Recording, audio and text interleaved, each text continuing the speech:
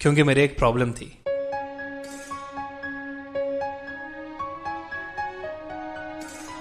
मैं एक इंट्रोवर्ट था। मैं फैमिली में सबसे छोटा था। मुझे इतना लाड़ प्यार मिला कि जब मैं घर से बाहर जाता था तो मुझे पता नहीं था कि लोगों से कैसे बात की जाती है। तो उस लाड़ प्यार की वजह से मैं एक शर्मीला और एक इंट्रोवर्ट बच्चा बन गया। मुझे अब भी बात करनी नहीं आती। मुझे स्टेज से डर लगता है। एज एन एक्टर मैं उन सब फैसिनेटिंग कैरेक्टर्स के पीछे छुप जाता हूँ जो कॉन्फिडेंट नजर आते हैं। मुझे पक्का यकीन है कि जब मैं आपकी उम्र का था तब मैं इतना स्मार्ट नहीं था जितने आप लोग हो। आपको पहले से पता है कि गला काट कॉम्पिटिशन क्या होती है। आपको hard work, Perseverance, vision, focus, self belief जैसी चीजों की अहमियत पहले से पता है। तो मुझे इसके बारे में बात करने की जरूरत नहीं है। मैं आपसे सिर्फ 2 चीजों के बारे में बात करना चाहता हूँ, अपने सपनों का पीछा करना और अपने सपनों को असल में जीना। जब मैं अपने करियर की शुरुआत कर रहा था तो बदकिस्मती से 2 बातें मुझे किसी ने नहीं बताई थी। और वो 2 बातें हैं कामयाबी के बारे में एक सबसे बड़ा झूठ और एक सबसे बड़ा सच। सबसे बड़ा झूठ ये है कि money plus recognition is equal to happiness is equal to success. मैं एक बहुत मिडिल क्लास फैमिली से आता हूँ। जब मैं बड़ा हो रहा था तब पैसा हमारी सबसे बड़ी प्रॉब्लम थी। मुझे पैसों से बहुत फर्क पड़ता था और मेरी फैमिली की 3 जनरेशंस ने कभी यह महसूस नहीं किया कि फेम आखिर क्या होता है। तो बेसिकली पैसा और रिकग्निशन दोनों मिसिंग थे जो मुझे चाहिए थे। मेरी शुरुआत एक फेलियर के तौर पर हुई। मेरी फैमिली ने मुझसे कहा कि मुझे इंजीनियर बनना होगा। मेडिकल फील्ड मेरी सिस्टर्स के लिए बुक थी। तो एक बार अगर मैं इंजीनियर बन गया तो मैं सिविल सर्विसेज का एग्जाम दे सकता था और फिर उसके बाद शायद खुशियों के सारे दरवाजे खुल जाते और मैं हमेशा के लिए कामयाब और हमेशा के लिए खुश रह सकता था। तो जब मैं बड़ा हो रहा था तब ऐसी मेरी कंडीशनिंग हुई थी। तो मैं पढ़ाई में बहुत अच्छा बन गया। 10th के एग्जाम्स में मैं काफ़ी अच्छे मार्क्स लाया और फिर मैं 12th के लिए दिल्ली चला गया। वहाँ मैंने एक अच्छे स्कूल में एडमिशन ले लिया और विद्या मंदिर, फिटजी समेत कई कोचिंग इंस्टीट्यूट्स में भी एडमिशन ले लिया। उस समय मैं मेरे जैसे 3 एस्पिरेंट्स के साथ रूम शेयर करता था। इसका मतलब वहाँ अपने स्कूल असाइनमेंट्स फिनिश करने के बाद, इंजीनियरिंग एंट्रेंस एग्जाम्स की पढ़ाई करने के बाद मुझे अपने कपड़े धोना पड़ते थे, खुद के लिए खाना बनाना पड़ता था। लेकिन मैं कंप्लेन नहीं करता था क्योंकि मैं अपनी लाइफ में पहली बार कामयाब इंसान बनने के बहुत करीब था। तो फाइनली मैं कई इंजीनियरिंग कॉलेजेस के लिए सिलेक्ट हो गया और मैंने डिसाइड किया कि मैं दिल्ली कॉलेज ऑफ इंजीनियरिंग में एडमिशन लूंगा। मेरी फैमिली में जश्न मन रहा था। फाइनली अब मैं रुककर सांस ले सकता था। मैं खुद से कह रहा था कि तुम्हें पता है, तुमने कर दिखाया, तुम्हें तो खुश होना चाहिए। लेकिन इससे काम नहीं बन रहा था। कुछ ना कुछ मिसिंग था। एक खालीपन को मैं महसूस कर सकता था। तो मैंने सोचा कि मुझे शायद और बड़ी कामयाबी की जरूरत है। जब मैं 18-19 साल का था तो किसी वजह से मुझे फ्यूचर में प्रेजेंट से ज्यादा खुशी और ज्यादा कामयाबी दिखाई देती थी। तो मैंने सिविल सर्विसेज के एग्जाम्स की तैयारी करना शुरू कर दी। मैं मान रहा था कि मैं इसे पास कर ही लूंगा, लेकिन मैं बोर हो गया और यूपीएससी एग्जाम्स बहुत दूर थे। इस दौरान मुझे थिएटर करने का ख्याल आया और मैंने सोचा कि मुझे अपनी शाइनेस खत्म करने के लिए डांस सीखना चाहिए। और एक रीजन ये था कि मेरे इंजीनियरिंग कोर्स में कोई लड़की नहीं थी। मुझे एक धोखे जैसा फील हुआ।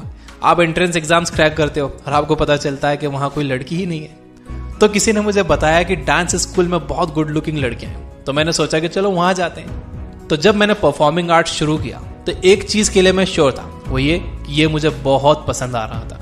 और 3 साल बाद मैं कैंपस में बैठकर ये सोच रहा था कि ठीक है, मुझे परफॉर्मिंग आर्ट्स बहुत पसंद है और कुल मिलाकर मुझे पैसा और फेम ही तो चाहिए, तो क्यों ना मैं एक फिल्म स्टार बन जाऊं। मैं बहुत सीरियस था। 3rd ईयर में मैंने इंजीनियरिंग छोड़ दी।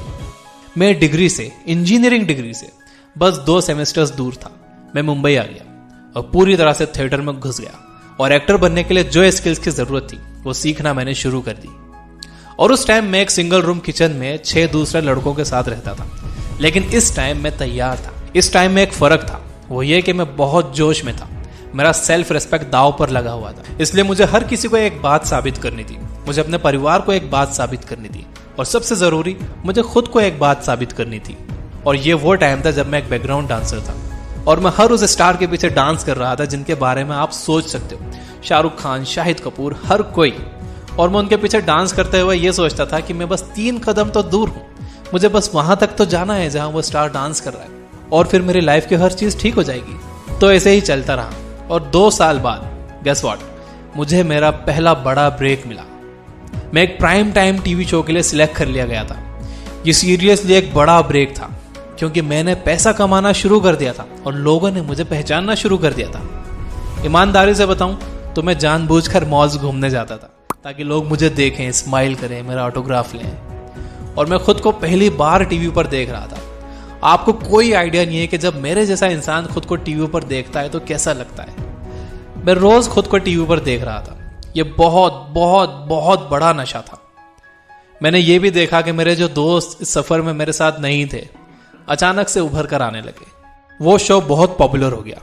मैं बहुत पैसा बना रहा था और एक समय ऐसा भी आया जब मुझे पैसों से फर्क पड़ना बंद हो गया और मैं और ज्यादा पॉपुलर होते ही जा रहा था। अब मैं उन मॉल्स में नहीं जा सकता था जहां मैं अकेले जाया करता था, तो मुझे किसी की जरूरत थी जो मुझे लोगों से बचा सके। आप समझ रहे हो ना मैं क्या कह रहा हूं?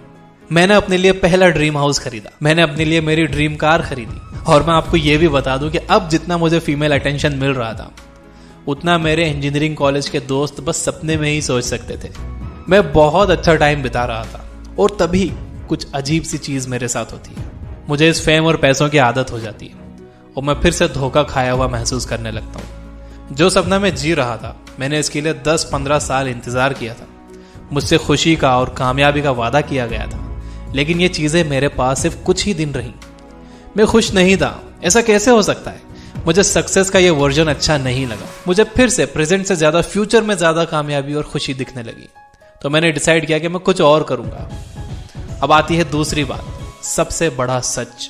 मुझे पता चला कि जो चीजें हमें बड़ी दिखती हैं वो जब हमें मिल जाती हैं तो पता चलता है कि वो बड़ी नहीं है। अपने पास्ट में देखकर मुझे रियलाइज हुआ कि छोटी छोटी चीजें ही बहुत बड़ी चीजें थी। इन सालों में मुझ पर बस यही जुनून सवार था कि आगे क्या होने वाला है। मैं फ्लो चार्ट्स ड्रॉ किया करता था कि अगर ये हुआ तो ये करूंगा और 6 महीने में मैं यहां पहुंचूंगा। मैं अपनी लाइफ को कंट्रोल में रखना चाहता था। मुझे अपने फ्यूचर को लेकर जुनून सवार था। मैं पास्ट की पूरी रिस्पॉन्सिबिलिटी तो ले रहा था, लेकिन मैं पास्ट और फ्यूचर के बीच में झूल रहा था और प्रेजेंट में नहीं जी रहा था। मुझे पता चला कि जब मैं स्टेज पर या कैमरा के सामने परफॉर्म करता हूँ तो बहुत एक्साइटेड रहता हूँ। मैं उसमें इतना खो जाता हूँ कि मुझे पास्ट और फ्यूचर की फिक्र नहीं रहती। मैं बस उस लम्हे को जीता था और जब मैं परफॉर्म कर रहा होता था तब सही मायनों में मैं जिंदा होता था। और पहली बार, मुझ पर विश्वास करिए कि पहली बार मैंने ये समझा कि सक्सेस का असल मतलब क्या होता है। ये पैसा और फेम नहीं था, ये प्रेजेंट था और एक्साइटमेंट था। जब मैं स्कूल में था तो 4 बजे से 5:30 बजे तक का समय ऐसा था जब मुझे बाहर जाना और खेलना अलाउड था। मुझे इंजीनियर बनने के लिए कहा गया था, लेकिन मैं तो कुल मिलाकर बस 4 बजने का इंतजार करता था और 4 बजते ही मैं बाहर जाकर खेलता था और वो 1.5 घंटा मुझे 5 मिनट्स के जैसा लगता था। मैं इसे तब नहीं समझ पाया, लेकिन अब बहुत ऑनेस्टली और बहुत कॉन्फिडेंटली मैं आपसे ये कह सकता हूँ कि मैं वो 4 बजे से 5:30 बजे वाला टाइम राइट नाउ पिछले 5 सालों से जी रहा हूँ।